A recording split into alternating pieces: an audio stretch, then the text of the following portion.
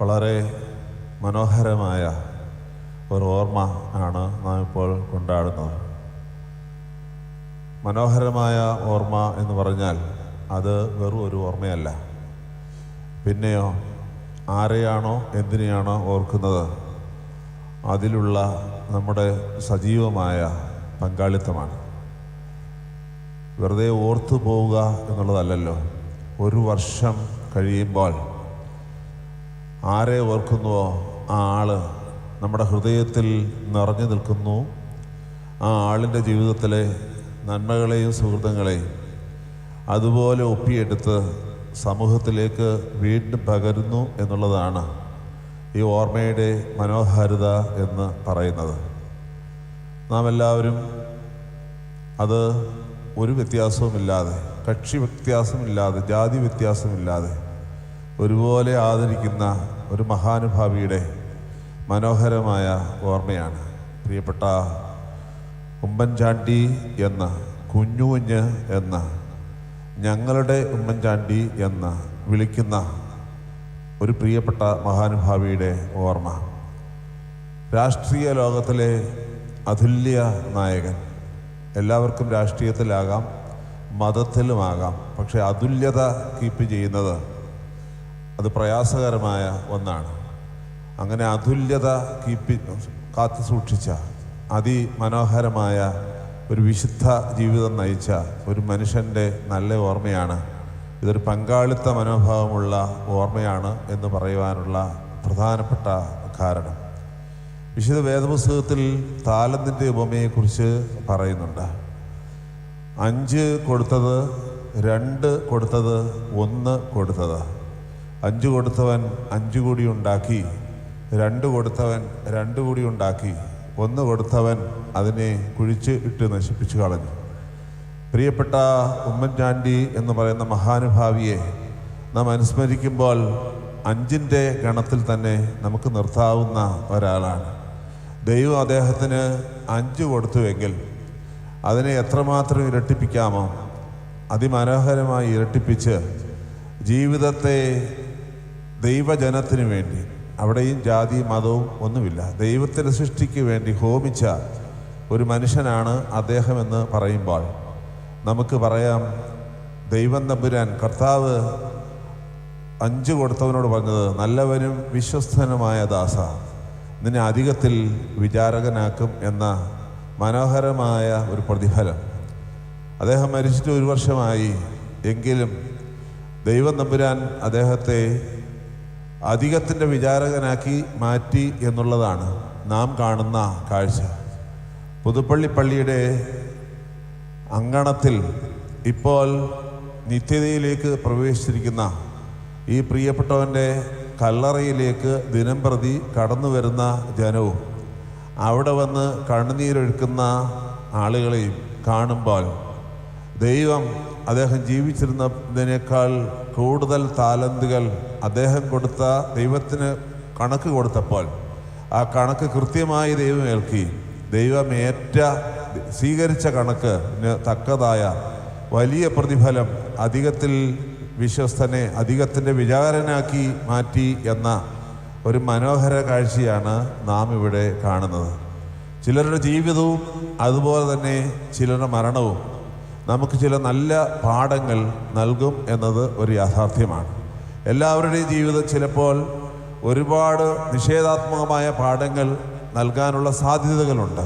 എന്നാൽ നിഷേധാത്മക പാഠങ്ങൾ നൽകുന്നതിനെയും അതിനെ ഋണാത്മകമായി മാറ്റുവാനായി കഴിവുള്ള ഒരു പാഠപുസ്തകമായി പ്രിയപ്പെട്ട ഉമ്മൻചാണ്ടി നിൽക്കുന്നു എന്നത് നമുക്ക് അതിശയത്തോടെയും അതുപോലെ തന്നെ അത്ഭുതത്തോടെ നോക്കിക്കാണുക മാത്രമാണ് ഇവിടെ കരണീയമായിട്ട് ഇരിക്കുന്നത്.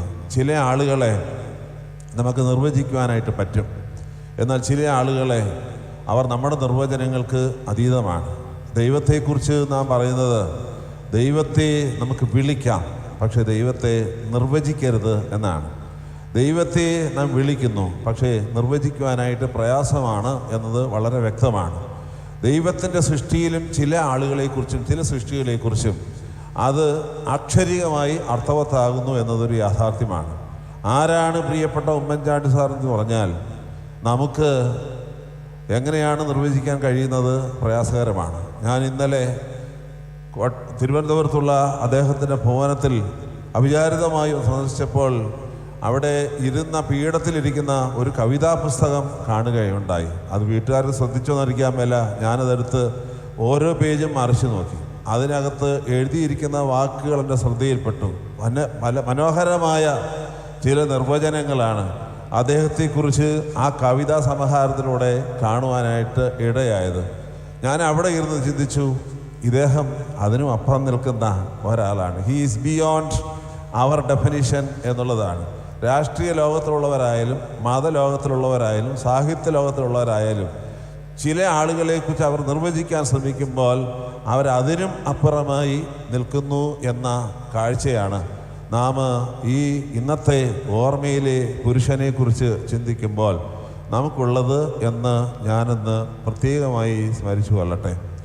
അദ്ദേഹത്തിൻ്റെ കബറിടത്തിൽ ഒരു മനോഹരമായ വേദവാക്യം എഴുതി വച്ചിട്ടുണ്ട്. ആ മനുഷ്യൻ നീതിമാനായിരുന്നു എന്നുള്ളതാണ് അവിടെ എഴുതി വച്ചിരിക്കുന്നത്.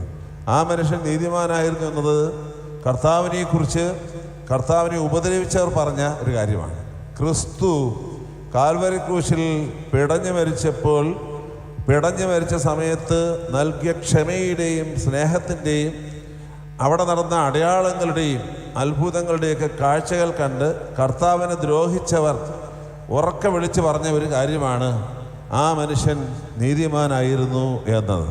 അത് കർത്താവിനെക്കുറിച്ച് മാത്രം വിശുദ്ധ വേദപുസ്തകത്തിൽ എഴുതിയിരിക്കുന്ന ഒരു വാചകമാണ്. അത് പിന്നെ ഞാൻ ഇവിടെ ഭൂമിയിൽ കണ്ടത് ആ കബറിടത്തിൻ്റെ മുകളിലാണ്. ഇവിടുത്തെ കബറിടത്തിൻ്റെ മുകളിലാണ്. ഇവിടുത്തെ മനുഷ്യൻ്റെ മനസ്സിൽ ആ മനുഷ്യൻ നീതിമാനായിരുന്നു എന്ന് ഉറച്ച് വിളിച്ച് പറയത്തക്കവണ്ണമുള്ള എന്തൊക്കെയോ അദ്ദേഹം സൃഷ്ടിച്ചു നൽകി എന്നത് നാം കാണുന്ന ഒരു കാഴ്ചയാണ്. എൻ്റെ ചിന്തയിൽ അദ്ദേഹത്തെ മുഖാമുഖം കണ്ട് സ്നേഹിച്ചവരെക്കാൾ കൂടുതൽ ആ മനുഷ്യൻ നീതിമാനായിരുന്നു എന്ന് വിളിച്ചു പറയുന്നത് അദ്ദേഹത്തെ ദ്രോഹിച്ചവരാകുന്നു എന്നത് അദ്ദേഹത്തിൻ്റെ മരണശേഷം കാണുന്ന ഒരു കാഴ്ചയാണ് എന്നത് ഒരു യാഥാർത്ഥ്യമാണ്. ആ യാഥാർത്ഥ്യമാണ് ആ കബറിടത്തിന് മുകളിലെ വിശുദ്ധ വേദവചനത്തിലൂടെ പ്രകടമാകുന്നത് എന്ന് ഞാനൊന്ന് ഓർപ്പിച്ചു കൊള്ളട്ടെ. എനിക്ക് കൂടുതൽ പറയാനായിട്ട് പറ്റുന്നില്ല. വിശുദ്ധ സഭയെക്കുറിച്ച് ഒരു നല്ല നിർവചനം ഉണ്ട്. ഡിവിഷൻ കൊടുത്തിട്ടുണ്ട്. The church militant and the church triumphant എന്ന രണ്ട് വാക്കുകൾ. പോരാടുന്ന സഭ, അതുപോലെ തന്നെ വിജയശ്രീലാളിതയായ സഭ എന്ന് പറയുന്നുണ്ട്. പോരാടുന്ന സഭ എന്നത് ദൃശ്യലോകത്തിൽ കാണുന്നതായ സഭയെക്കുറിച്ച് പറയുന്നതാണ്. അദൃശ്യലോകത്തിൽ ഈ സഭയുടെ പൂർണ്ണരൂപമുണ്ട് കാണണം. പൂർണ്ണരൂപം അദൃശ്യലോകത്തിലുണ്ട്. അവിടെ ഉള്ളത് വിജയിച്ചവരാണ്. വിജയിച്ച ആളുകൾ ഇതിനെ നിലനിൽക്കുകയാണ്. ഞാൻ ഈ പ്രിയപ്പെട്ട നമ്മുടെ സ്മര്യ പുരുഷനെ നാം ഇപ്പം കാണുമ്പോൾ ഞാനിങ്ങനെ വെറുതെ ഇന്നത്തെ വിശുദ്ധ കുർബാനയിൽ വെറുതെ അവിടെ നിന്ന് നോക്കുമായിരുന്നു അദ്ദേഹം എവിടെയാണ് നിൽക്കുന്നതെന്ന്. മനോഹരമായ ഒരു കാഴ്ചയാണ് നമുക്കവിടെ കാണുവാൻ കഴിയുന്നത്. പുതുപ്പള്ളിപ്പള്ളിയുടെ പടിവാതിൽ വന്നിരിക്കുന്ന ഒരു സാധാരണ മനുഷ്യനെ കാണുന്നു. കേരളത്തിൻ്റെ 50 വർഷത്തെ അധികമുള്ള MLA എന്ന നിലയ്ക്കും കേരളത്തിൻ്റെ മുഖ്യമന്ത്രി എന്ന നിലയ്ക്കും സമൂഹത്തിൻ്റെ ഒരു പരിഷ്കർത്താവ് എന്ന നിലയ്ക്കും അദ്ദേഹത്തിൻ്റെ സ്ഥാനങ്ങൾ അദ്ദേഹം എവിടെയാണ് നിലനിർത്തിയത് എന്നത് അറിയാതെ വിശുദ്ധ ബലിപീഠത്തിന് മുമ്പാകെ നിന്നപ്പോൾ ഇന്ന് ഓർക്കുകയുണ്ടായി. ഇപ്പോൾ അദ്ദേഹം നിൽക്കുന്നത് എവിടെയാണ്? പാമ്പാടി തേറായിൽ വിശുദ്ധ ബലി ആരുമില്ലാതെ വന്ന് എന്ന് പറഞ്ഞാൽ ജനക്കൂട്ടത്തിൻ്റെ മധ്യേ നിന്ന് അദ്ദേഹത്തിന് ആരാധനയിൽ പൂർണ്ണമായി പങ്കെടുക്കാൻ ഒക്കുകയില്ല എന്നത് ഒരു യാഥാർത്ഥ്യമാണ്. കാരണം എവിടെ നിന്നാലും അദ്ദേഹം ജനത്തിൻ്റെ ചുറ്റുവട്ടത്തിലാണല്ലോ നിൽക്കുന്നത്. അങ്ങനെ ഒരു മനുഷ്യന് നേരെ ചൊവ്വേ ആരാധിക്കുക ചിലപ്പോൾ പ്രയാസമായി മാറും. അതുകൊണ്ട് തന്നെ അദ്ദേഹം ദൈവത്തെ നേരെ ഒന്ന് വിളിക്കുവാൻ വേണ്ടി പ്രത്യേകമായ സമയം കണ്ടെത്തി പാതിരാത്രിക്ക് പാമ്പാടി തേറായിൽ വന്ന് അന്നത്തെ മാനേജരായിരുന്ന ഇപ്പോൾ ഇവിടെ നിൽക്കുന്ന മത്തായി റമ്പാച്ചനോട് പറഞ്ഞ് വിശുദ്ധ കുർബാന അർപ്പിച്ച് അനുഭവിച്ച് കടന്നു പോകുന്ന തൻ്റെ സ്ഥാനത്തെ യഥാസ്ഥാനപ്പെടുത്തുന്ന ഒരു ഉമ്മൻചാണ്ടിയെ ഞാനിപ്പോഴും കാണുകയാണ്. അവിടുത്തെ പാമ്പാടി തിരുമേനി അദ്ദേഹത്തിൻ്റെ വിവാഹ കൂദാശ നടത്തിയൊരു ദേവാലയമാണ് അതെന്നതുകൊണ്ട് പാമ്പാടി തിരുമേനിയുടെ പെരുന്നാളിലും പാറാട്ടുമാർ യുവാനിയോസ് തിരുമേനിയുടെ പെരുന്നാളിലും യോഹന്നാൻ റമ്പാച്ചൻ്റെ ഓർമ്മയ്ക്കും കൃത്യമായി അവിടെ എത്തി ആരാധനയിൽ അല്ലെങ്കിൽ മറ്റു കാര്യങ്ങളിൽ പങ്കെടുത്ത് തൻ്റെ സാന്നിധ്യത്തെ ഉറപ്പുവരുത്തുന്ന, അത് വലിയ മുഖ്യമന്ത്രിയായിരുന്ന സമയത്തും അല്ലാത്ത സമയത്തും ജീവിതത്തിൻ്റെ അവസാനം വരെ, ഏറ്റവും അവസാനം ചികിത്സയ്ക്ക് പോകുന്നതിന് മുമ്പ് ദേറായിൽ വന്ന് തൈലാഭിഷേകം സ്വീകരിച്ച് വിശുദ്ധ കുർബാന അനുഭവിച്ച് കടന്നുപോയ ഒരു മഹാനുഭാവിയാണ് അദ്ദേഹം.